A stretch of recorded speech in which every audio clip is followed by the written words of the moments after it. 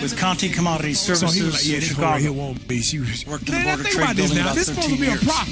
And during this time, the company, which was Conti Commodity Services again, was a subsidiary of Continental Grain Company, the world's largest shipper of grain, owned by a Frenchman, Michel Freeborg. When was Isaiah doing this? Or Jeremiah doing catalyst this? To or the Ezekiel doing this? Or shipping of a lot of U.S. grain to Russia because they had a drought and we didn't. Down women that was and our excess grain was holding prices down.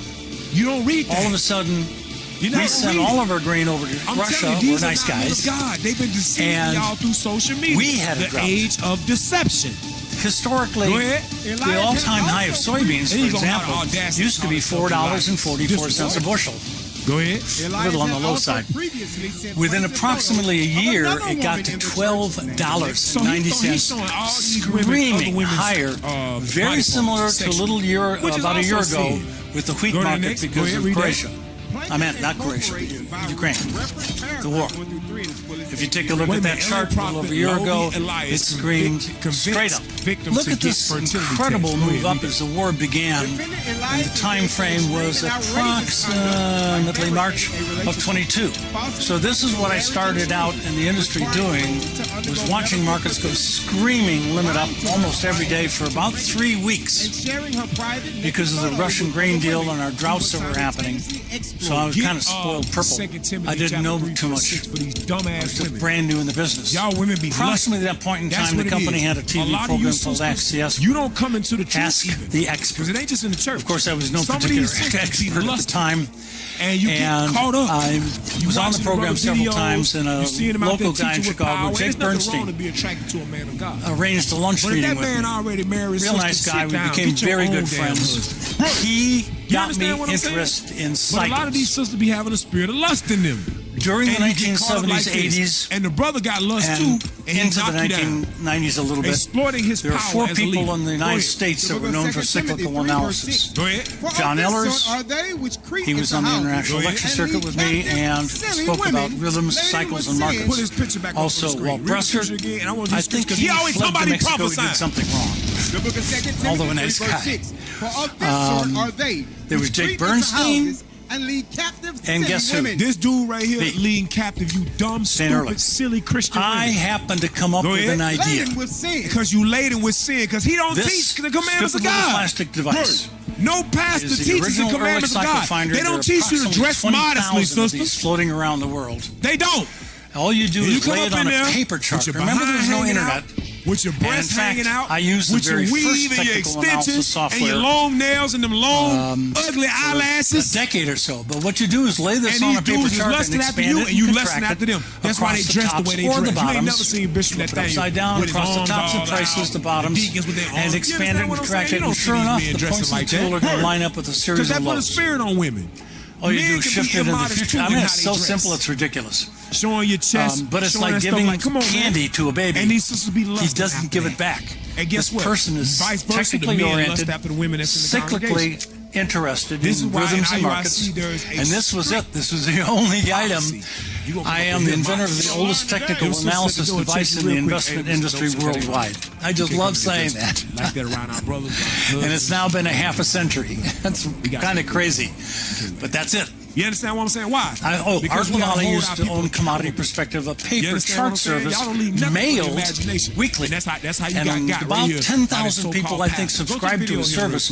He said, Stan, I hear you got this little plastic thing. Why don't I sell it for you? I'll keep half the money and you keep half the money. So I'll be your advertiser.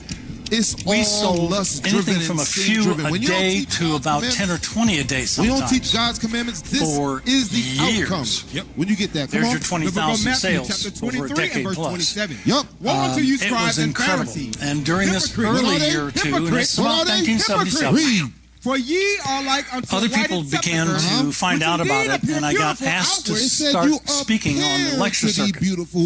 So I know Jake Bernstein, of course, my old friend. I'm a chapter in his very first book, and in approximately 20 other books now. But are within full of I got to meet and learn from George Lane, Mr. Stochastic. I got to learn and find out how to use RSI, which is my favorite indicator, from Wells Wilder himself. Ye also outwardly appear righteous unto men, but within John Bollinger, Larry Williams, You're full and a of lot of sin. other names. That's There what were God's approximately saying. 50 of us or Speaking to so you, scribes and that would see each other at the airports or the hotel at various places in the United States and everything from Dubai to Singapore. People get warning through Bob's their phone. Discount Furniture is kicking off the holiday season by unboxing top-rated pieces for every room and must-have gifts for your whole list at incredible values every week. So stop into your nearest store, shop online at mybobs.com, and check back every week to save big.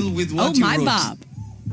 If I Been dealt around the world with a what couple is of times. written, On somebody you would else's not ticket. believe me. You would think that I'm just And once ministering it was first class. based on what you showed me. Now that is Can you- kind of can you cool. bring Pause that it. up? Now, I just want So, to hear him. I just want to hear y'all to hear him. The say Ehrlich it. Cycle Finder He didn't changed my know life. tell on his ass. As time passed, He didn't see And I that was a coming. broker He at didn't the see that time. in his prophecy. He can see I would be what selling your these mama at was seminars wearing that I was 27 part years of. ago at the family reunion. And But he I can't would tell then get you the that person's these women name was and going to address snitch and on phone him number. and file a there lawsuit. was no email, Y'all there better was no stop with internet this. in the late If 70s. you follow or in the men very like early that, 80s. I give me don't even that. know exactly when email really Jeremiah came to be. 5:31. What, late 80s, My somewhere in people love there? to have it so. Some of y'all So praise. I would pick up the phone and say, "Hi, John Doe. I'm Stanner, like I sold to the tool in Florida or New Orleans or Las Vegas." The book of Jeremiah. And he said, "Yeah, that's great. How can I help you use the tool on a market of your choice?" About 60 seconds later, I had a new client. Boom. Just that simple. And y'all love to have false prophets. So I did very, very well in the brokerage industry. Plenty of clients again. Bob And what you Illy, do when you Ferris was a Now what client of church I mine. gonna go to? Oh, I Beatrice Foods Corporation, Santa Swiss Miss Chocolate. You gonna forgive And this him? is a good You one. gonna go on right back The bank in Denver, a mortgage institution, opened an account with me. And on one particular day, we traded round term 1,000 bond futures contracts. That's a good number. Jeremiah chapter 23, verse Paycheck time, I bought a Volvo station wagon with cash for the family. So we had tons of great experiences. So as time passed, I was traveling once every few months to some big city. Nice big fancy hotel. Air was covered, hotel was covered. I got to sell my cycle finder. How good could this get? In a lot of days, And I get the to Lord gonna show yakety-yakking you about who the true prophets market are analysis, and cycles, who are the false a little bit about prophets. psychology Go ahead. here and there. I have not seen And as time passed, I became the owner of an all independent this brokerage social firm. media, It was you don't my spend firm, money for Early this social Commodity media Futures, for approximately a They decade. ran and started speaking stuff that God didn't give them to Let's speak. see. I was Read it. also I have not seen speaking these for prophets. Go ahead. Trade Yet they Station, ran. which Yes, used to they be ran. called I Omega have not Research, spoken to them. before Yet they the prophesied. year And the Lord said, I didn't 2000. tell them to say At that. all three of their They're major making it conferences, up and which they're was using Orlando, my Las name. Vegas, Go and ahead. New York in that order. But if they had stood in my CNBC They have three followed the times. commandments. and had called There's my a people to book hear my and word, And if they use John the Murphy Bible, his books, then they should have financial, what is it, technical analysis of the financial markets, I believe. Have you got it? It's about 400 pages See thick. It's that? a They big, ain't thick teaching book. the people to turn I've seen back it, to yeah, God. it's a pretty big They book, teaching yeah, the for people sure. to listen to my prophets. Yeah, look They in the making table money of off these contents. folks. Cycle finders in there, page 400. I asked Murphy, how come I'm on page 5? He said, I got something else to do. So I met all these guys. It was a kick. These false prophets don't We all got to yickety-yak That's what about he's saying. Y'all don't know how to see what y'all doing expertise. behind closed doors. I became Go ahead. known as the cyclical analysis guy simply because of this silly device, the Ehrlich Cycle Finder. I now have an electronic version called the Ehrlich Cycle Forecaster And I'm listening for to the trade station, and we'll get to some trade station charts in a few minutes here. I'd like to show you people in this congregation. Go ahead. Saying I have dreams. I have dreams. I have dreams. ER signals on the trading system. You have some technical Y'all analysis prophesying techniques live. yourself, Lord said, right? how long- You know what? Tools that you offer to Lord said the it trading public, to right? expose y'all ass. I kind of wanted to ask you too, like, do you use the same principles you had back then that you use today, or is it like different things? Were they like different? Yeah, they are. Well, I didn't know anything back then. So it was a learning curve for give or take a decade or 15. And the lecture circuit helped me immensely, learn directly from the people that came up with those ideas. John Bollinger bands, Larry's, Sonar, George's stochastics, and Wells's RSI. Over time, I chose a relative strength index. Very simple, straightforward, uncomplicated tool to use. But may I present a concept for you? Real quick. these days, of course, as we say, this is a point in history, modern tools can create great results in what they create, Woe unto the foolish but Woe to you, foolish there prophets. are artisans who Go use ahead. old tools that can also create really great items also. Sometimes you can't tell the difference. So it's not necessarily the tool you have to use. It's how you use it. But our mission hasn't changed. So I use RSI's custom version. I don't look back 14 days. I look back less. I like a higher overbought condition and a lower oversold condition. And I tweak the representation of the RSI differently. It's certainly not line charting. I also like to know what the RSI high is on the high tick of the day. Not on the close. Not on the current quote. Did it get to my custom RSI level at any one point, a tick or more, during that day? If that's true, it's part of my setup. And again, I'll get to this in a moment. There's one other very simple addition to the ER signals, and that is a bullish version of the Ford was built on the belief that the world doesn't get to decide what you're capable of. You do. So, ask yourself, can you or can't you? Can you load up a Ford F-150 and build your dreams sweat with steel? Can you chase thrills and conquer curves in a Mustang? Can you take a Bronco to where the map ends in a ditch? Whether you think you can or think you can't, you're right. Ready, set, forward.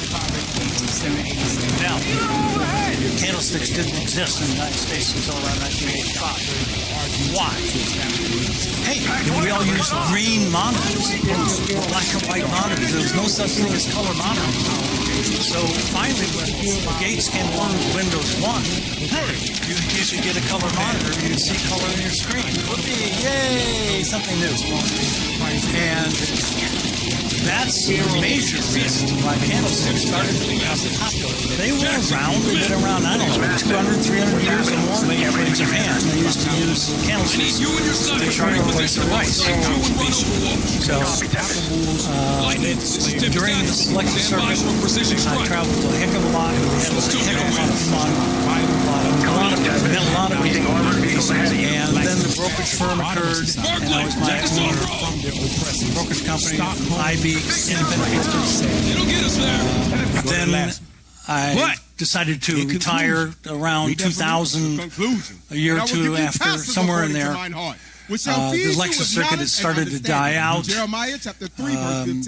it wasn't the same circuit as it was before, same people providing seminars. The economic structure of it changed tremendously. Nowadays, a lot of these new shows, the money shows and so on, the general public can attend free of charge. Exhibitors and speakers have to pay to get a spot to lecture and or exhibit their material, which could be books, or in my case, a cycle finder, market letters, whatever. So, in the old days, I actually got paid to travel, hotel, and everything else. And frequently, the presenter, the organizer of the seminar series over the weekend, you arrive on Thursday night, made sure everything was good and working right on Friday, and started up on Friday evening with a cocktail party for everybody, that kind of thing. Then you had a couple of speaking spots on Saturday morning, a couple on Saturday afternoon, a couple on Sunday morning, and people started to fly home on Sunday afternoon. And that was the circuit. So my speakers would have usually two spots, and they were typically an hour, maybe 2 hours each. On like Saturday morning and then afternoon, or maybe Saturday morning and Sunday morning, something like that. The rest of the time I had to exhibit my material in the exhibitors hall and or be a tourist. So frequently people would come up and say, hey, can I take you out to dinner? So the food was most of the time free. Can I go on with whatever? Everything was fantastic. I just loved it. Now everything's changed, of course. Now it's like this between you and I. And you don't have to jump on an airplane. Not that that's all that bad. I like to travel very much. We are Jehovah's Witnesses. Lived in Singapore for a year. So at one point, while I was president of a forex trading firm called Solid Gold Financial Services from, I believe, 02 to 06, 07, or 3 to 8, somewhere in that 5 year. A couple of the clients were watching me teach the brokers in the office technical analysis, and I was talking about the market letter I was writing. I've written 5 different technical analysis market letters. This one was with Dan Zanger of ChartPath.com. We can't evac the servers My under the letter was the Ehrlich report, and this is his Zanger report. So we destroy those servers before they compromise NATO. While I was teaching it, the track record for this We've got enough market C4 letter to take out was Site 2 evolving and into approximately 100% a year. So the 2 clients in the office, one a vascular surgeon, another guy from Monaco, they call themselves Monegasques, said, "Hey Stan, we got a chunk of money each. We would be interested in you managing our money." So they made me a hedge fund. What does it mean to be formed? Don't somebody got to form you? That's the biggest title you can have in this industry. Think of what you should look like. You understand? So we know this ain't the Most High God after speaking, those experiences, because the Most High God wasn't formed. I thought again I was going to Christ was retire. So it says, Our company was before small. me, there was The no government God said, "Hey, we formed, need $5 million more dollars from you." Shall there be And after me? the owners of the Christ company, a created Chinese everything group, else. never came up with the funds, so the company The Israelites closed are our called doors. God. So he said, But ain't then no I God found out that's about gonna be formed online after trading me. academies. Because Have you heard of them? OTA. Well, for a couple of years, I was in the You just accidentally destroyed their They doctrine. sent me to Only a month and that was fun. I love the food in Singapore. Like not Just being a great. kid with no damn extension cord. Pepper crab, chili crab. That went over his head. Right, that's a famous dish. Anyway, And those man-made religions anything seafood, for that matter. So I spent some time there, and everything from Shenzhen, north of Korea, Beijing, Hong Kong, are the Israelites. and We are Jehovah, Hunan. not the white man. Go ahead. Gold demand is hitting record highs, but supply may not keep up. I'm Dr. Ron Paul, and I believe physical gold is the only way to truly protect your retirement savings from the exotic world. To learn how to diversify your IRA or 401k into physical precious metals, text the word PROTECT to 989898 for a free info kit on gold IRAs from That's PROTECT. The number 989898. Demonic. A lot of people don't know where Hunan is, except that's where the virus started. Like Bishop said the other way, I should have bought 100. And I wasn't there. I was not responsible for that. I didn't do it. So, 211, this is Tempest. We'll need you name it, Kuala Lumpur.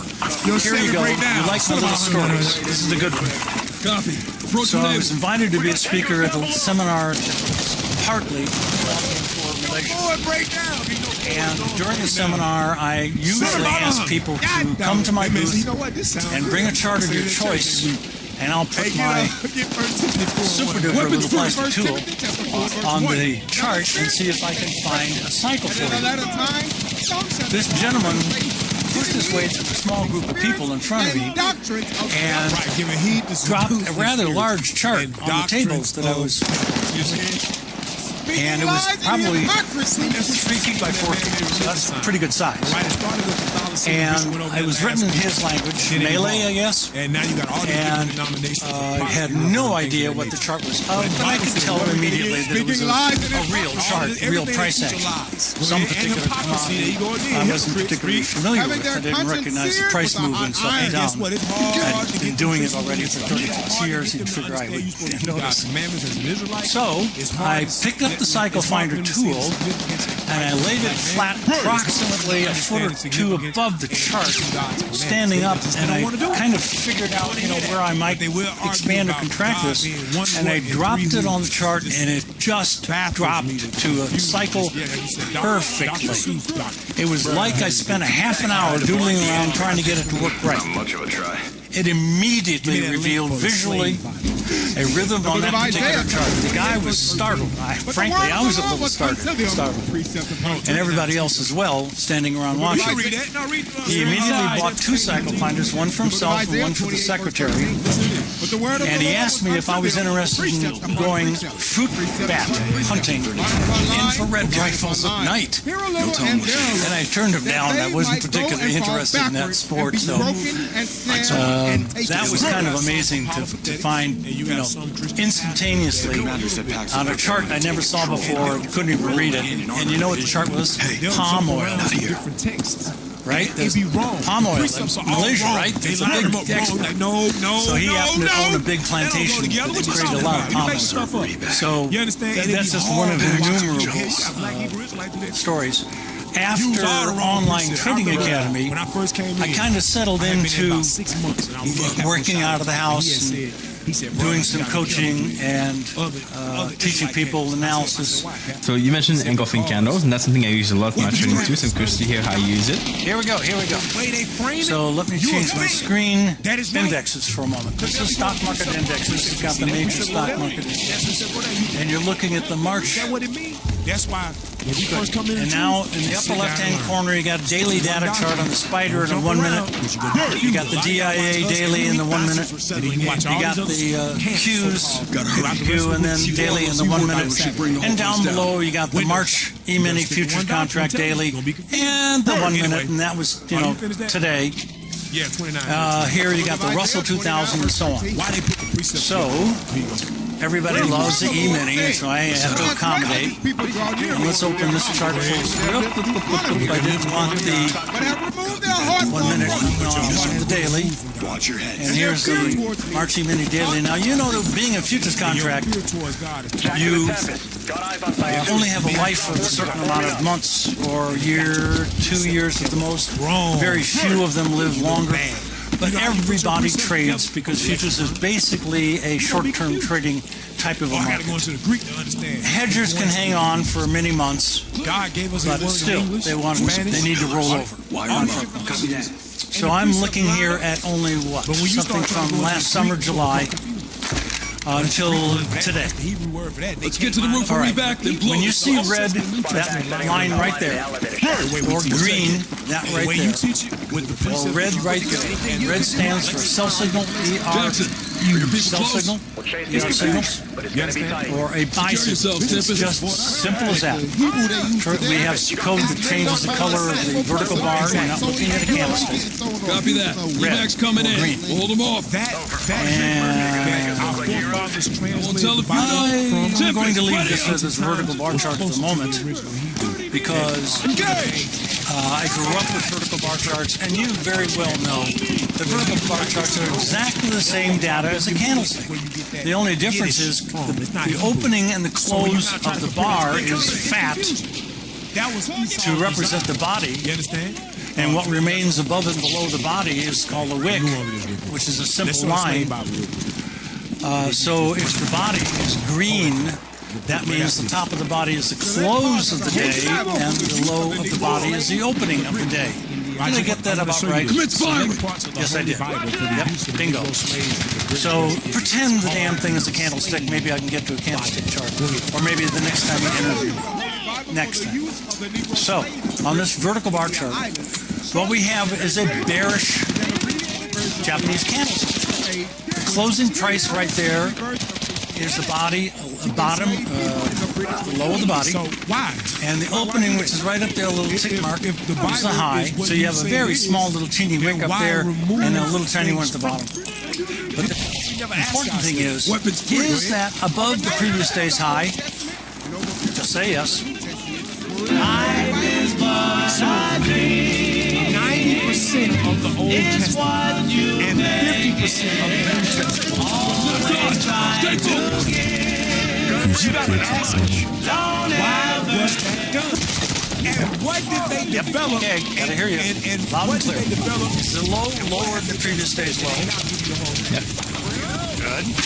So this is what we used to call an outside trading range day or key reversal. And now we just call it a bearish candlestick. So if you have a bearish candle signal, which is normally a sell signal on the average. That's why people recognize it. And it says the market's supposed to start going down. And you have high custom RSI. Yeah, good, I grabbed index. And it's overbought above the red line. That's not 70, that's 75. At the high of the day, price-wise, did it register a calculation on the RSI scale of above 75? Is the answer yes? You have an overbought condition by custom code, but it's a variation on Wells Waller's original. I plot the high of the RSI during the day, I plot the low of the RSI during the day, and I plot the close the old-fashioned way with a tick mark. It looks like a high-low close chart, but it's not. So again, if the high RSI is overbought at any tick during the day, and it could be half the day, it could be most of the day, or it could be one tick, it will change my prices red if the price action is also a bearish engulfing. Did you get it?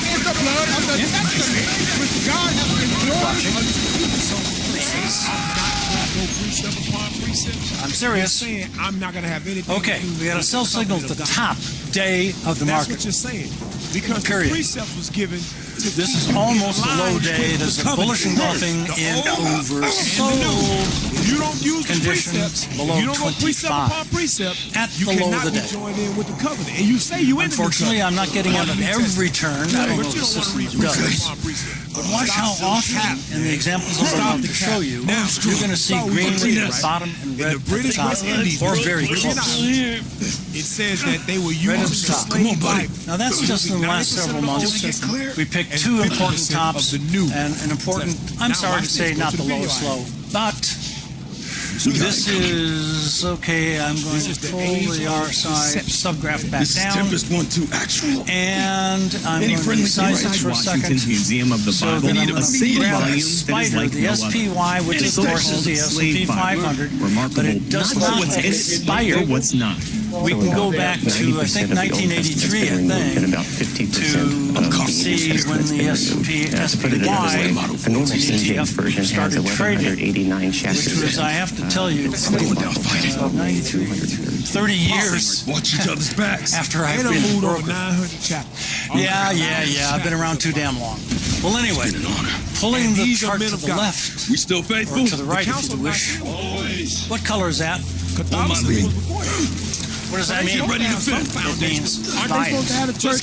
Now I have very succinct, exact, specific, unyielding. Is exactly how you get into the trade and an immediate, simultaneous placement of a protective sell stop when you're long, sell stop, commonly called a stop loss order, but I hate that phrase. It's not loss if you're using the stop to protect a profit. So protective stop, I think, is a better phrase to use. What color is that? Red. Now these signals don't always produce the October 13th low of 2022, the bottom of the bear market, the pullback bear market, and the beginning day of the 2023 bull market, which we're still in, and just about the new highs. So that low right there, October 13th, on my YouTube market analysis, I talked about way a month plus in advance, because guess what? In the last 30 years, over 90% of the time, you have a profound significant buying opportunity. But during the time of slavery, they removed the late 328. Thank you very much. That was October 13th of 22. Right. Smack dab on time. I couldn't believe it was such an incredibly good signal. It was a whopper. Just like I had a crystal ball. I used to, but I broke it. Now, this red one is not the greatest arrow. It's part of the topping out process. Let me drag this to the left. And we see some signals that didn't work very well. This one lasted only a day or two. So the red one right in there. What about that one? Is that on the high day, maybe? You think? What's going on here, Master? Yeah, definitely. What you doing to me? What you doing to me? Is this one at the beginning of a 3 or 4 day nice rally? It's not that big. It's certainly profitable. Talking about we But wrong my signals because we don't show even you what the answer. latest My signals really means. are not necessarily the highest high for months to come and months past, but they sure as heck are often exactly that. But they're also the beginning of short-term rallies that may not last more than a few days. The secret here is once you get a red or green ER signal, trail your stop, your protective stop quickly. So what the heck is quick? Mental slave. Go ahead. Too quickly, you're going to come up against the current price and get stopped out without letting the trade develop better. And these trades may last only a few days. They may last. And the Caribbean islands and so on and so forth. Hey, you wanna hurt me? Burns the hair in my nose. 116, brother. Love your enemies. Don't stink out. Instantly neutralize poop stink with Poop Fighter from World's Best Cat Litter. Many months. Depends. Obviously, the ones that last many months have a very slow-moving stop. You can adjust. I call it the smart trailing stop, STS. But it's a trailing stop. It's not a percentage of price. It is not a dollar amount behind the current quote. It is based on the way the market is moving and the relative strength index. We read that scripture all the time to show how what they did. Guess what? You Christians didn't even know that Jeremiah 22:13 was in the Bible. Else If to you bother have, here. you You're read the only past one I got it. questions to ask. So, I know it is. I got no choice. So, as the market goes higher, what do you think RSI is doing? RSI is going to be overbought. It's getting higher. It's getting closer to overbought. Correct. So, using RSI as a accelerator, if you will, and it's a custom version again, we decrease the distance between the stop and the current quote. Not only that, we also have versions of the ER signal, which day trade both scalp versions. That could perk a lot of ears up with your listeners. Or a entry that takes on a long-term position trade. Plus, there are two different entry methodologies. Whenever you see red or green, I'm always in a long or short trade with the ER signal system. But I may choose to use, and that was ER1 technique. ER1 always gets in the day of the signal. ER3 gets in within a few days after the signal occurs and attempts to get in at a cheaper price if we're buying than ER1 did. Now, ER3 may miss the trade completely. A buy signal, green ER signal can just take off like a rocket and never retrace and just blast off, which happens frequently. But then again, I'm in. I'm already long. ER1 is in the trade. But if I choose to use ER3 only, I might miss the trade, but I might get a cheaper price, which means a smaller loss if I'm long, and I am sometimes, of course, or a greater profit if I'm right. So we have ER signal system to generate the signal. The signal can be used in two ways, using ER1 technique, the day of the signal, or for that matter, ER3. So I got it covered in a couple of different ways. ER1 scalp is exactly that. ER1 scalp gets out by the close. So when you're in the trade, we move our stop minute by minute, automatically. We've cleared the way for phase 4. That fast. First objective is to rendezvous So with some trades last 5 minutes, some trades may last until the close. If you get in early in the morning, the start of the trading session, you may be in the trade most of the day or pretty much all the day. But as a scalp, you're out on the close. You don't have to have the overnight margin, you got the scalp margin. But on the other side of the coin, the scalp doesn't allow for the trade to go to move in your favor the next day. So you're out already. person from So there's pros and cons. will be prosecuted by If you use ER1 this is an overnight oppressive version, system. you don't get out on the Remind me of a close. scripture in You Deuteronomy hold the chapter trade, 28 and verse and the stop 33. keeps being re-entered every morning and keeps moving with the market. If the market doesn't cooperate and the signal's bad, you get bumped out with a loss maker. Short help to pass his But we never Our second take objective. large losses. Man can launch phase 3. I repeat that. Bravo element One of the will land strengths of the ER signals is we always have a stop immediately. We know exactly where we're going to put it and why, and it's done automatically, and it never has a really big loss. We're not looking at 1% of value or a certain dollar amount, which you could. The original formula, the one I like to use for the most part, uses a predisposed technique. So it's a little different for every trade. It depends upon the price action and the price at which the market is trading. We go to S&P daily data. Hey, I got it. Give me a commodity. Make me smile. Give me a damn commodity. Come on. I actually want to have a look at Forex, because a lot of the audience is based on Forex, so it might be interesting. You want Forex? You want Forex? I got Forex for you. Hang on. Here's the euro dollar. No, that's the Japanese yen. I'm sorry. The dollar yen. USD JPY. I thank you very much. That's very nice of you to ask for this one. What color is that? That was the green just before. You got to go a little faster. I got red here on the top. I got red. I got red right there. Now that was a bad signal. That one didn't do very well. Look how many of these, I'm going to go back to the euro dollar for example, That's this one. are at the bottom of the major.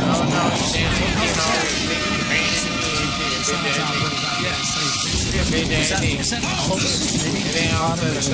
Multi-year bear market, beginning of the bull market ever since then. Have a skin concern? If you're a Kaiser Permanente member, just send a picture. A dermatologist can review it, and in most cases, you'll receive a treatment plan within 1 business day. Learn more at kp.org/doctor. Do you have any targets with this, or do you just let the particular stuff kind of run? Very good question. Very good question. I don't like targets because if you have a target and you reach it, you tend to get out of the market. That's what targets are for. Not that they're bad, and not that a lot of people might use them successfully over time. But I like to get a signal and see how far it can go. So I use a trailing stop only for my exit purposes. I may be in a long position and end up getting a week or two later a sell signal. I ignore it unless I have been stopped out of my previous long already and I'm flat, and then I'll go short. Now I obviously am a little concerned about this sell signal because I tend to believe my system, but I've learned over half a century to trust the signals because sometimes they are whoppers, major turning points for a long period of time. Now that's great for investor types, which tend to hold on for months and months and months and forget they've got it and will it to their grandchildren and they will it to the next person and then forever and ever, right? Which is a good thing on a very rare occasion. But we're talking about Forex, we're talking about futures for the most part, which is where I started in the industry, but I was also a stockbroker for a few years. As I said before, president of a Forex trading firm for 5 years, owned my own brokerage firm for over a decade. Technical analysis and cyclical analysis worldwide for OTA, and over 150 lectures. You name it. But strangely enough, I never got below the equator. That's kind of weird. I was invited to Cape Town and Johannesburg, but that went through. That didn't go through. I didn't get to lecture down there. And I never got to Australia or New Zealand. Singapore is 2 degrees above the equator, and I was there for a month. That's as close as I got. Weird. I never got to see water go backward down the toilet. It goes the other way, south of the equator. That would have been weird. How about USD CAD? Or actually, a better one, USD Singapore. Good. Fantastic. I've never seen this before. They knew about it. Oh my God! Thank you very much. What color is that? Taking married women from their husbands in the middle of the night. A teen. Them to their friends. You can join my group and ask questions anytime you want. You lead me to some great signals. What color is that? Red on top. I'm sorry to say we didn't catch the bottom of the market on that particular signal. That one's very close to green, and we just got a buy signal a week ago. Your wife from you and giving her Did you catch that? Did you see it? Are you along? Y'all don't understand. Anyway, we caught this little rally right here, and this one was a very small little break, and I should expand so we can actually see things a little bit better. How's that? So, green rally for several days. Now remember, some of these are not, most of them are not the high or low for months and months to come, but this one's awfully damn good. Oh, that's better, just a few days earlier. And that one's almost the exact high day. And buy near the bottom and the top day. You can plainly see in this case that it's a bearish engulfing candlestick because of the size of the bar and the closing and opening prices. But again, I could load Ninja Trader and show you candlesticks, but I'm using candlestick vertical bar charts in TradeStation. Sorry. How about that little one there? It doesn't have to be big. It only has to qualify. And Dragon. I wish I could say that I get a lot of signals very frequently, but these are quality signals. Here's another green smack dab on bottom. The market went immediately straight south, and this is Forex. And I've never seen the Singapore dollar. I should put this in here. USD, SGD, saved. Good. What is it? The DAX, DAX? But that's a German stock market index. I wonder if I get that. It's a little thin. Not very much. Yeah, that's not choppy. It's a little thin. Not the liquidity that I would like to have revealed. So I'm not actually getting very many signals at all. That worked for only a damn day. One damn day is not going to do you a lot of good. So this is not coming up like I was hoping. Have a look at the Mexican pesos. So it's USD MXN. USDXMXN. I thought the peso was real thin, but it's not. Oh, ouch.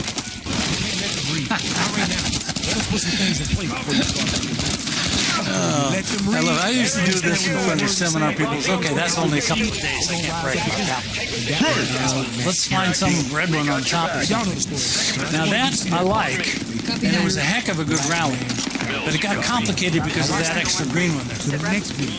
This is not bad. Profitable for a day or two. Another great green. Thank you very much. Oh, two of them. Red on top, the high day. Red on top. Are you liking this? Good? Interesting. Yeah, it's fair. I like to trade for the trends, long-term trends. Yeah. I hope you're. Ouch. Yellow, green on the bottom.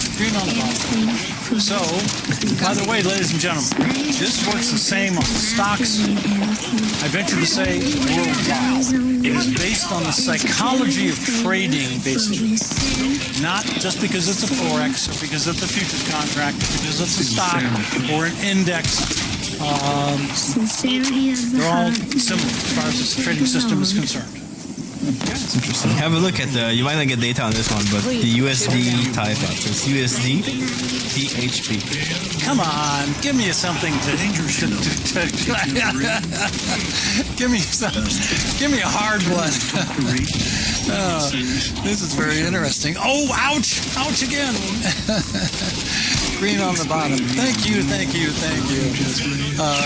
I have decades doing this overhead transparency projector. We had to use an acetate roll of clear material to drag slowly across the bulb, and the little light reflector would push it on the screen. And I once gave a seminar at the Summit Hotel across from the Waldorf Astoria in New York for Alexander Elder. The Elder Viewpoint. And nice guy. He called himself a white Russian.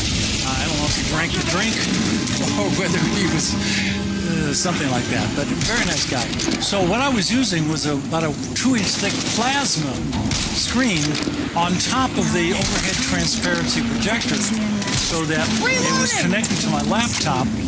And very early in the stage of doing this, I could have real-time charts on my laptop and display them for the people in the audience to see. Now, of course, you got big monitors and projection TVs and so on. But this was the early form of this.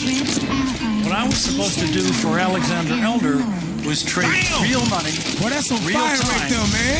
in front of the Every audience. time I see that clip, Show them what I was doing in this those is days. what they were afraid of. Now, And guess what? you know, you're teaching, you're lecturing, you tell them what you're going to tell them, you tell them, and tell them what What you was told it that Nat Turner was Standard reading lecturing that caused him technique. to say, wait a So minute, an hour or two into the they've been all-day lying. seminar, This is I why they set didn't up want us reading this. and watched the particular, I don't even remember what market it was, probably a major index. But I saw a trade coming, I explained why I was going to do it, and I made the trade on the telephone, real time, These stupid in front of the Christians group. can't see it. You can't push buttons in They those days. refuse This to is read old the school. history of Nat Turner. I mean, Most black really Christians old school. protested the movie. So, didn't want to go see the movie. I got in the trade. Most The black people could Christians hear the speakerphone, report back What you that I mean, bought what's it at that? such and such a price. You ever see Space And Jam? we all watched for 5, 10, 30 minutes or whatever it You ever was. seen Don't Be And I a said, Trade well, this is the reason for me to get out, and this is why I'm going to get out. And You ain't never seen I gave the Nat Turner, order, you and ain't I never got seen out with a Proclamation. profitable trade. They can't Well and good. Yay, understand. Now watch made this. one good trade. Give me the book. Moving. I just saw the So first I got in a Corinthians second 17. trade a little bit later. I want you to read These are verse the 10. stories you like. 1 And Corinthians 2 and 10. it started to do well, but Go ahead. fairly quickly started to go sour on me. Now, I still had a little bit of a profit, and I hate, mysteries is through His Spirit. and people do this all the time, especially neophyte traders, beginner traders. You turn a profitable trade into a losing trade, and it don't come back. And you procrastinate, and you didn't think about where your stop was going to be. You didn't move your stop to protect the profit that you had. Watch this. So now you got a loser, and you don't know what quite to do. Well, you made the trade because you believed you were right.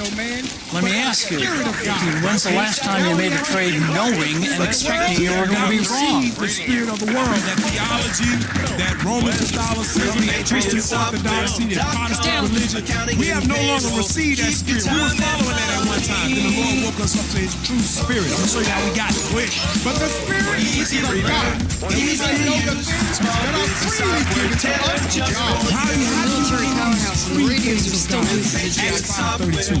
How do you get these free things of God, this free spirit of God? You understand? Go ahead. Book of Acts chapter 5 and verse 32. And Yeah, all we the are time. His witnesses. Yeah, of well, these no, things. don't do that to And me. so it's also No, the Holy never, Ghost, except whom for God tax has reasons, given maybe. to them that obey Him. Right. Obedience So- to the scriptures. This is what people do, The Holy Spirit. Go unfortunately. back to 1 Beginner Corinthians traders 2:13. don't think about their risk before they I get just into a want to show trade, you no matter how what it's technique you like to use. Obedience. You know any Go Max? ahead. I don't care. If you don't practice good money management and good money management skills Man's wisdom and is protect your equipment here. profits, seminary. there's going to be too many losers, and one of them is going to be really bad. But which the Holy And it's Ghost going to kill your account. What we understand is what the And you know Holy something? Ghost has Today, given us. it's going to be the automatic computers that are going to say, oops, you're too low in your account size, and we're taking you out of the trade automatically, and you don't like that a darn bit. This happened to me.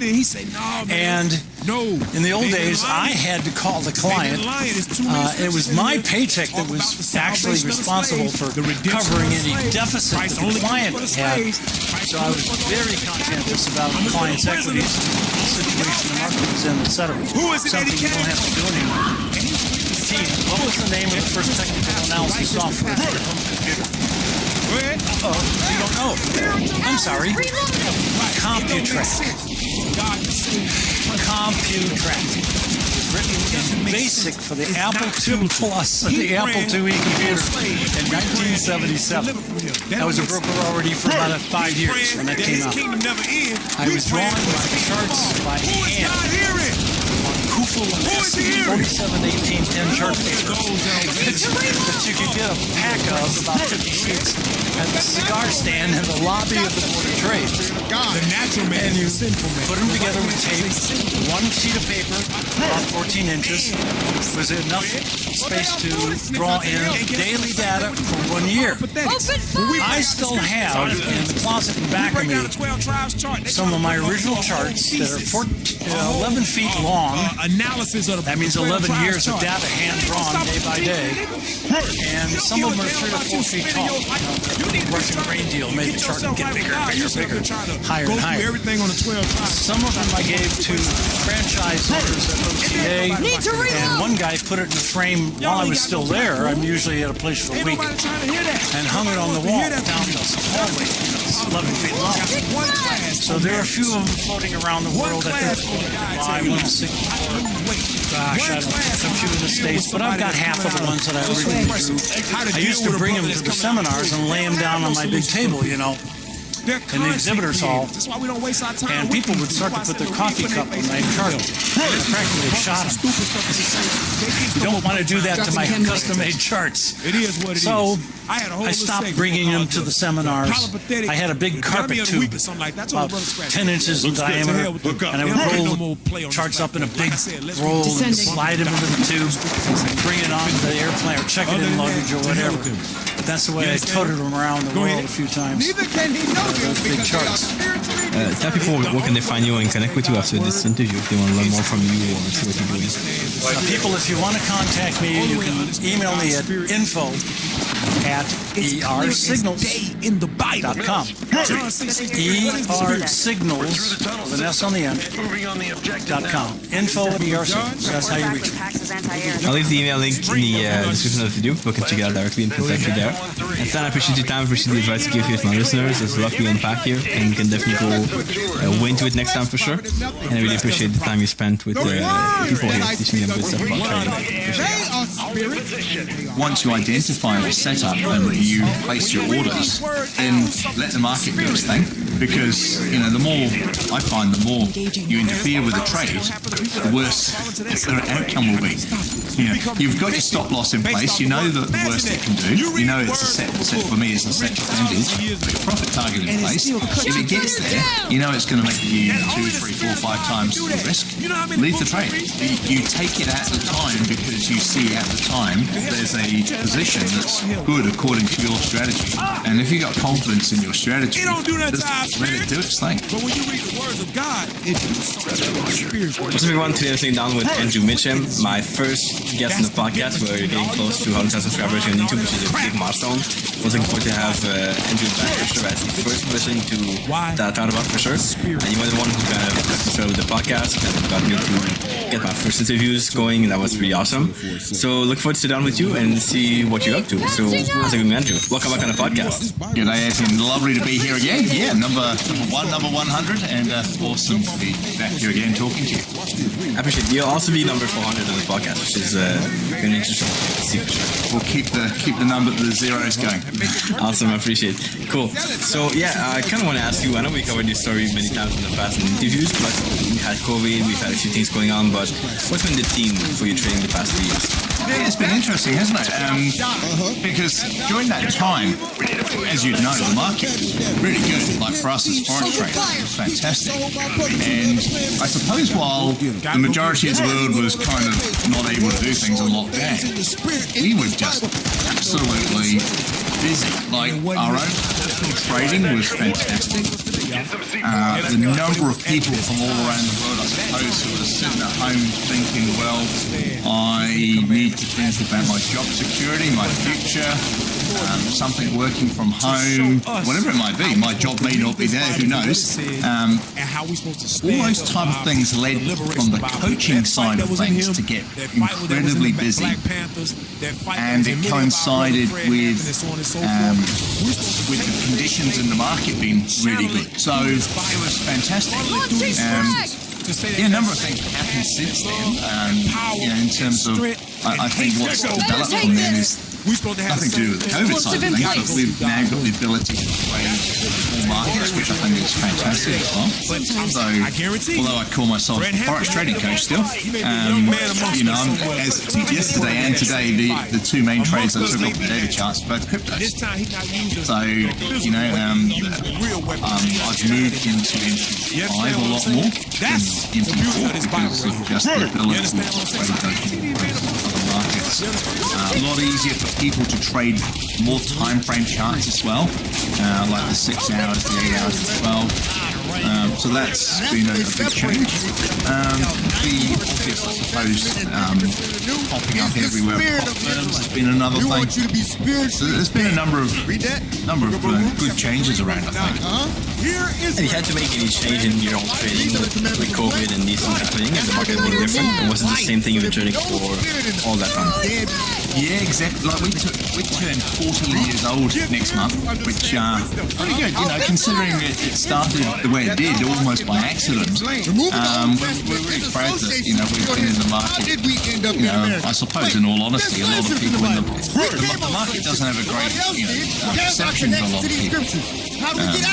Especially around, you know, systems and coaches and strategies. So we're really proud that after 14 years we're going strong, the clients are doing well. But look, no, nothing's changed. The strategy remains the same. The way the coaching side of things remains the same. I mean, nothing changed there. I suppose we're pretty much all online anyway. So that wasn't affected. It's not like we were doing lots of like in-person tuition or group events around the world. So that didn't really change. And even like moving into these other markets like the cryptos, the commodities, metals, indices, all those that we now look at, the exact same strategy, the exact entry and exit levels, the exact risk amount, the reward to risk, all those type of things, very pleasingly from my point of view, you know, it works on these other markets, because obviously when I started, we didn't have access to any of those. So I'm really pleased with that. And yeah, just the forex market, like the last month or so, has been a little bit quiet. We've been seeing other markets giving us good opportunities. So I suppose because the technical traders trade pattern, you know, I don't really get too hung up on whether I'm trading the New Zealand dollar, US dollar, because I live in New Zealand, or whether I'm trading Ethereum or, you know, gold against the euro. It doesn't really matter to me. What do you think makes the difference between a strategy that works across different markets versus one that only works in like one market, or let's say a few currency pairs only? What's the difference? Yeah, it's interesting, isn't it? Because I suppose years ago when I was in that learning phase, before I developed what worked for me, I would buy ideas and systems and see things on forums and things, and they go, only works on the pound US dollar, only works on the 15-minute chart. And I was kind of thinking, well, why? What's so special about it? And I suppose I've been so used to trading over multiple different time frames and pairs around different markets. So I suppose I've been doing that kind of thing a lot of thought recently.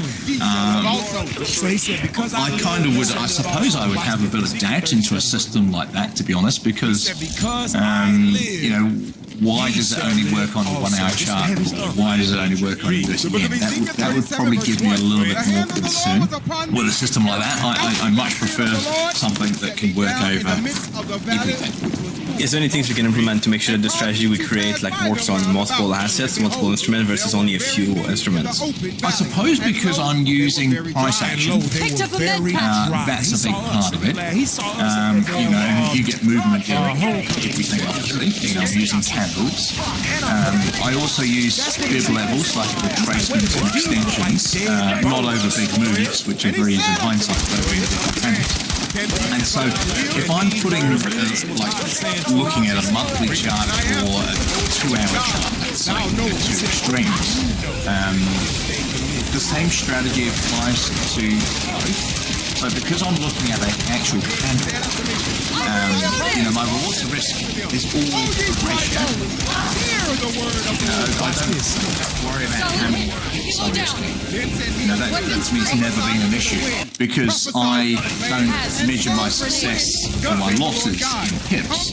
what I do is I then use lot sizes to ensure that all my trades have equal risk. So I'm going to have the same risk on a 2-hour chart on, let's say, the Euro US as I would on a monthly chart on the same risk if it goes wrong against me. It gets stopped out. And there's a slight variation in the risk on a shorter time frame as opposed to a bigger time frame. But predominantly, it's a similar ratio. So I think if someone's looking at creating a strategy that can be applied to everything, I think the price action, if you're looking at technical analysis, price action and candles are a big part of why it works, I think. Which is something I've never thought about, is using Fibonacci on specific candlesticks, like individual candlesticks. Tell me more about how that works out. I'm curious to hear. Yeah, sure. So I'm always looking for a retracement first. I don't very often take a trade at the time. So I'm looking for a limit. So if I'm drawing a fib over a candle, let's say it's a buy trade. I've got my zero, bottom of the candle, my 100% of the profit. So the candle's fixed, it's closed, it's never moving. So that's one advantage. It also means we know exactly when to go into the charts, because we know when a daily candle changes overall 12 hours. So you're not sitting there and trading just when you're ready. You know when that candle's closed. And by drawing those fibs over an individual candle, your stop loss and your profit target are all in proportion to what the market's doing at that time. And so, as an example, if you went to something like the Euro franc, it doesn't move a great deal, as opposed to the Euro New Zealand, let's say, which does move. My fib levels are all in proportion to that candle. So whether that candle's 30 pips high or 100 pips high, my profit target and my stop losses are all used basing on fibs, so they all have the same reward to risk. Because my fib extension on a small candle will be obviously a smaller amount. On a big candle, it's a bigger amount. But on that big candle, stop loss is a bigger amount of pips away. So it's a larger amount of pips away because there's so much more volatility and movement in that candle. So they all have pretty much the same level of risk. So you're actually trading according to the conditions at that time.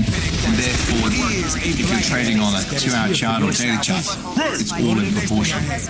So your stop loss would be beyond the higher candlestick, but they will be like within the candlestick as a fib level. No, if I'm a stop loss, if I'm taking a buy trade, I generally enter a retracement. So I'm looking for a buy trade for the market to come down first, and then a buy limit gets me filled, and then I use a fib level to put my stop loss below that level. I'm still looking at things like the round numbers, so any level that ends in a 0-0, let's say. Or if there's a swing low like recently, or I've got the pivot point or something like that as well. So I'm not rigidly going, it has to be at that exact level. It's at that level, but is there anything else I can adjust it for? And so it also is the same with my profit target. If my profit target was, I'm going to pick a figure, like say the New Zealand dollar was 62, let's say, and my profit target was at 63. I'm not going to put my profit target at 63.05. I'm always going to bring it below that round number, so it's going to be like 62.95, something like that. So I'm using those fib levels, plus I'm also using a bit of like human knowledge and common sense into it as well. I'm not saying it has to be exactly at that level, but it's the base levels, and then I make some slight adjustments if needed. How much emphasis do you think we should put in these round numbers? Are they like a big impact? Like, do they really kind of make price reverse, or can they just like slow price down a little bit more? I'm staggered when I see people talking about trading and they don't look at the right hand side of the chart. They don't look at the actual price. And I think they're big levels. I'm a big believer in using them to your advantage. If you can, let's say on a buy trade again, put your stop loss below a round number, that's very helpful because quite likely the price might come down and test that level and then bounce back up again. And as per my example with the profit target, don't put your profit target on a buy above a round number because the price might come up to that 62, 95, 96, 97, might test 63 and then drop again. So don't put your profit target above it. I think if someone just did a quick bit of research on any pair and just look at a level that ends in a 0, 0 or 50, you'll find a huge number of bounces at that level. Or you'll find, let's say, a really good setup, and you go, this is a fantastic candle pattern. I love the setup. It's awesome. I'm taking it. And then you realize that candle hit a round number. And quite often, that's when you'll see candles then open on the next candle and then drop away again. I have to double check that. It sounds very interesting to think about. I know I used to look at them early on my trading journey. I used to look at these round numbers a lot. Over the years, I kind of put them aside a little bit more, so I'll have to go back and see how it's playing with my strategy at the moment. I'll be curious to see that for sure. Yeah, definitely. What do you think makes the difference between, you've been around for 14 years coaching traders, what's the difference between these indicators that come and go, or these new trends that come and go, these new strategies, versus kind of the ones that you see stay in the market for a while? Yeah, again, I've weaned myself off lots of forums of what's happening out there. One, because I don't need to get involved in that now because I'm really happy with what we're doing. But I suppose I can speak from experience of when I was learning. I started trading close on 20 years ago. Genesis, right? This and this is you're right. There were so many systems. I look at all the different forums that I used to attend, and there was always this new idea, and it's an amazing idea, and this is going to be the one that everybody gets involved in. And it was this indicator crossing over this, and someone had optimized something, and it looked amazing. And then, of course, as it evolved, more and more people jumped in, adding their bit onto it. And it just turned into a big mess. And then everybody goes, oh, that doesn't work. And the next one comes. And I think that becomes a bit of a danger when people are using indicators and optimizing them. And people realize that the reality is, and I've fallen into the same trap multiple times myself with indicators and automated software and things like that, is that as soon as you take it live, it pretty much always fails. And that's why I suppose I try not to use indicators. And the thing that changed my trading all those years around is I went to an absolute blank chart and started adding little bits by bits onto it. I started adding the candles and go, interesting, some of these patterns mean something. And that's when I put the round numbers on and go, well, it looks really good, but it's hit that level and it's reversed. And so you start to add a few things together. So although I still use a couple of indicators, I use them more of a bit of a backing and a confirmation of what price action is telling me. And it comes back to, as I mentioned, people forget to look at what the price is. If you look at, why something hit that level, or even why something hit parity, why does a currency hit 1-to-1 and then it bounces back again? Those things get lost when you get so absorbed with lots of indicators. It all looks really cool, but it doesn't work. At the same time, you could also over-optimize price action, where you have all these rules, all these factors, like a lot of complexity in it. So how do you kind of keep it simple with price action? Yeah, that's a fair point. I keep it simple by really only looking for two types of patterns. I'm looking at, you can go and do research online of candle patterns, and there's heaps of them. There's a whole encyclopedia of them. So I look for an exhaustion and I look for a confirmation. That's really what I'm looking for. And in terms of the actual where it occurs on the chart, I'm either looking at a reversal pattern, in other words, there's been a big uptrend, and I'm looking for it to turn and drop, which looks really dramatic, slightly higher risk, but that's one way. Or my third pattern has always been the continuation pattern. So what I'm looking at that is there's been, let's say, an uptrend, seeing the pullback happens, and then I'm seeing a reason to go long. And to me, that has to be the best. In my opinion, the way I trade, that has to be the best, safest form of trading. because you've seen the trend, you've seen the retracement, and now we're riding the trend back up again. And you combine those with sort of support resistance areas in the market, right? Yeah, that's right. And so that pattern, or those two patterns, still need to, for me, occur in the right part of the chart. I'm not just taking every engulfing bar or every pin bar becomes an exhaustion candle. I'm not doing that. Otherwise, you'll be forever in and out of trades. But I need it to show in the right part of the chart. I also need it to, let's say, buy trade again. I also need for there to be room for the trade to get to the profit target that I'm looking for.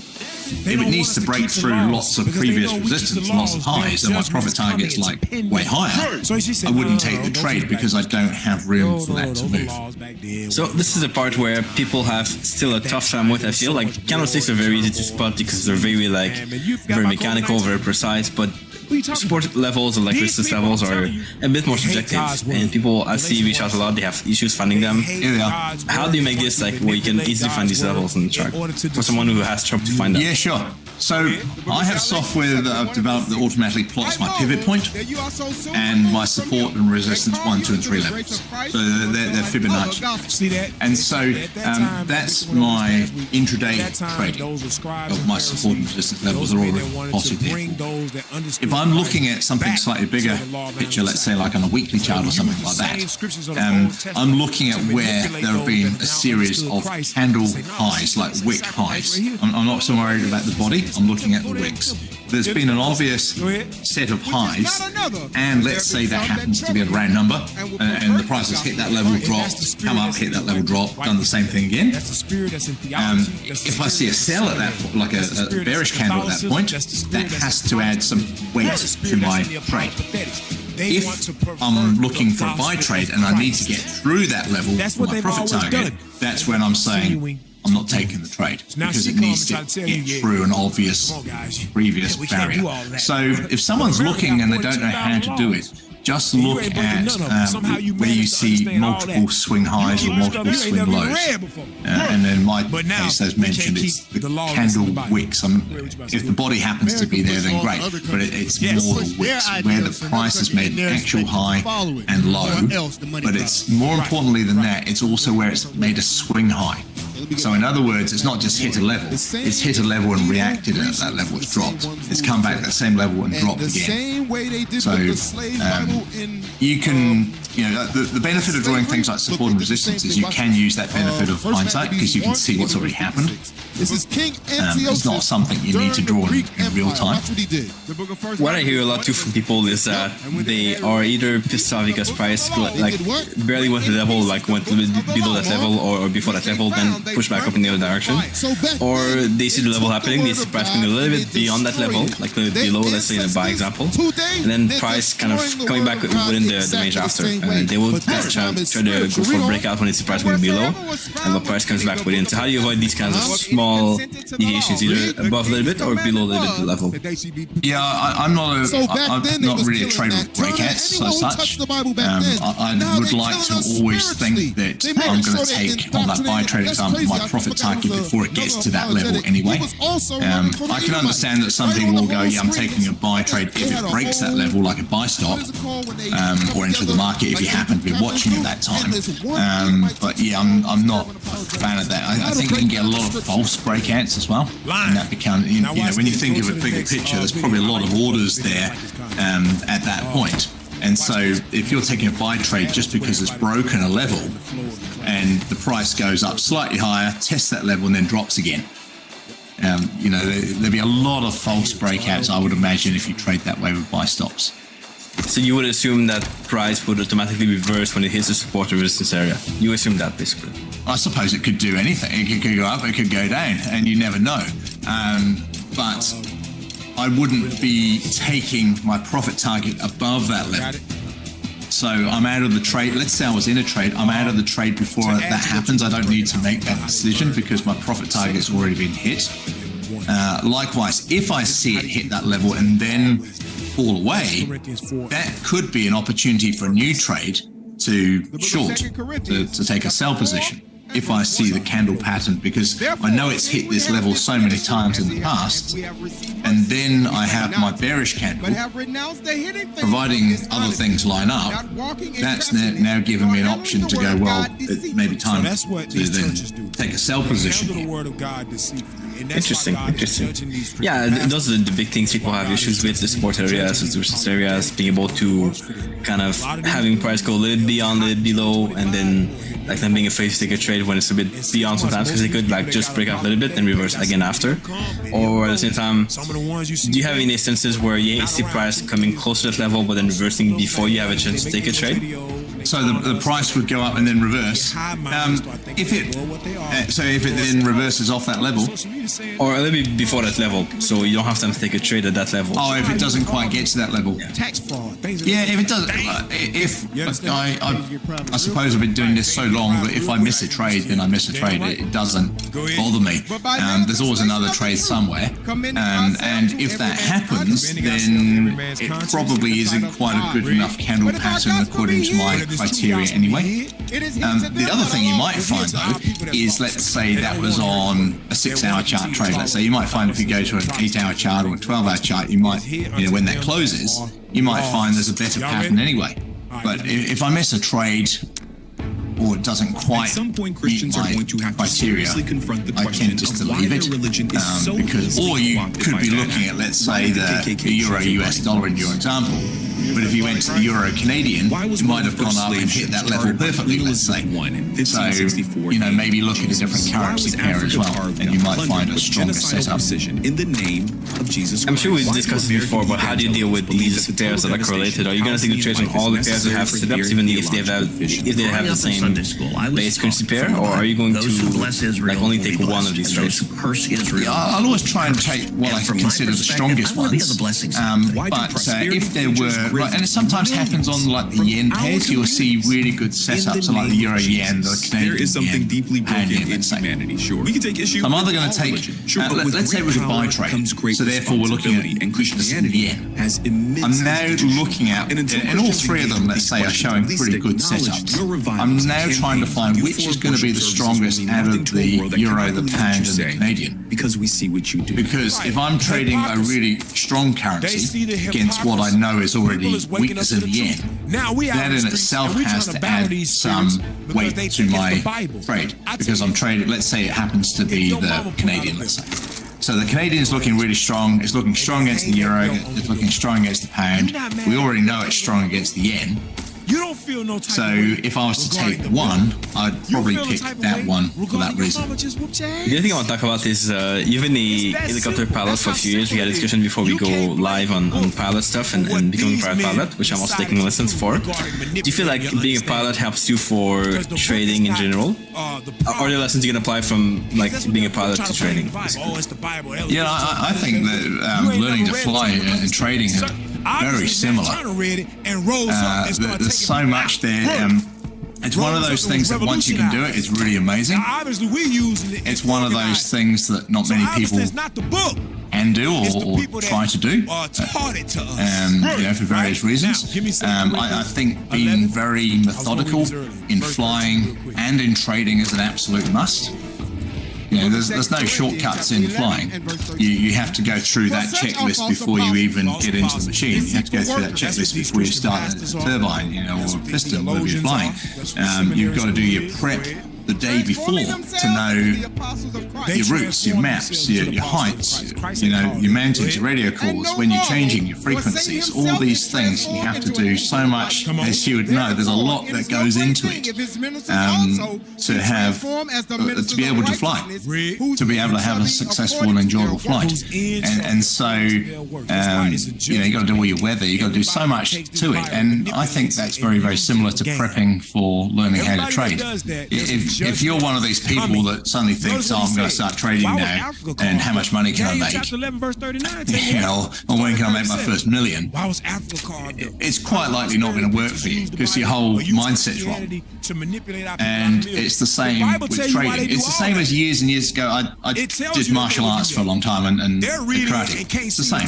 Kids would turn up to martial arts and all they want to do is bash and crash and beat people up. They're not the right mentality for martial arts. it's not for them, so they don't last, or it's taking too long to get their belt and their grade, so they give up because they get bored. Trading's the same, flying's the same. If you want to do these things that take a lot more effort than most things, but the rewards are massive, then you got to be the right person that really wants to do it and stick at it. You shouldn't have your kids.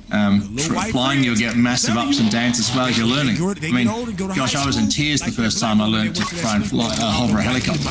I actually went home and I said to my wife, I cannot do this. This is impossible. Case closed. But something told me don't give up. You've got to keep going. Keep your kids away from It's a good point. So I learned a lot about the power of routines too, and when flying, especially. I have for sure less hours than you by a lot, but still, the power of routine, like in trading, when you do your preparation the night before, you might do other stuff at the same time. So that kind of continues more just about this and trading also.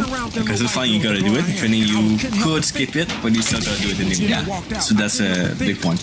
But like with trading, if I suppose especially with the coaching, it's like you're doing podcasts. You've got to show up on time. You've got to organise when to do it. You've got to show up on time. You don't let people down. If you're trading daily charts, you know exactly when it is. Doesn't matter where you are in the world right now. For 14 years, we've posted daily trades every day without fail. Never miss one. Things like that. We've never not attended a live webinar. Always. It just happens, and your flying's the same. You commit to it, and you just do it. And the other thing I realized is having like a bad ending kind of feels like a loss in the early stages of trading, where you lost like the end of the world. It kind of feels the same thing when you have a bad ending, and you gotta pick yourself back up on track to do it right the next time. So it's definitely similar. The mindset aspect is similar too. It is, and also when you think about flying, you're doing it dual control. You're doing it with someone else who already knows how to do it, and that's where like the coaching side of things comes into it as well. You're not going in there solo. You're not learning to trade solo. If you do, well, some people make it, a lot of people don't. Flying, you're never going to do it solo to start with.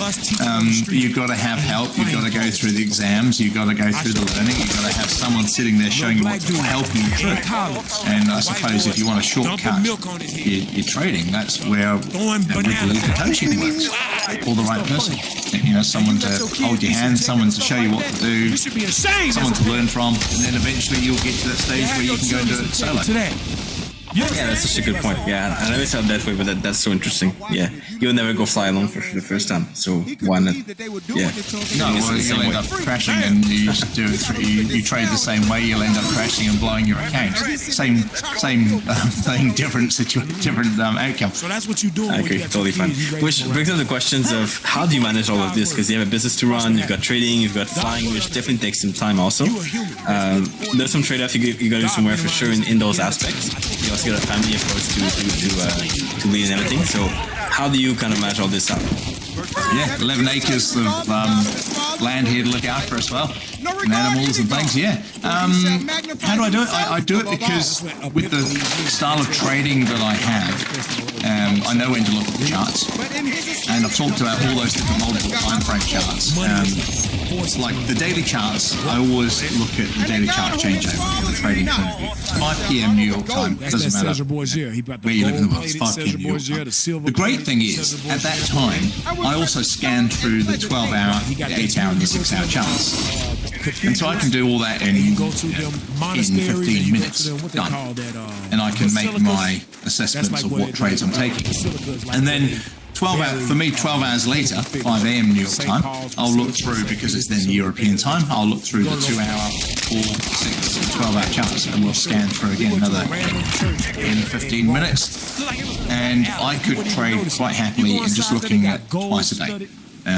Some people trade a couple other chart changeovers. Not everybody can make those two exactly, of course. And that's another beauty of using limit orders. You don't have to be there at that exact time. If you think about that 5 p.m. New York time, I don't take any trades until 6 p.m. because the spreads are too big. That first hour of the day, the spreads can be quite horrendous at times of the day and at that time of the day. So I don't take anything. I'll put my orders on after that. But yeah, it's when it is. I'm quite fortunate here in New Zealand that that's my morning and my my night time. So the 5 a.m. changeover for me ranges between 9 and 11 at night, depending on the time of year and hot changeovers, summer and winter, etc.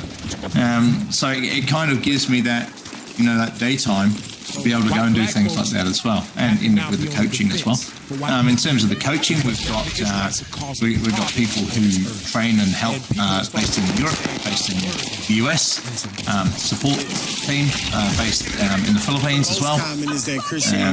So yeah, it's covered around the globe and around the clock.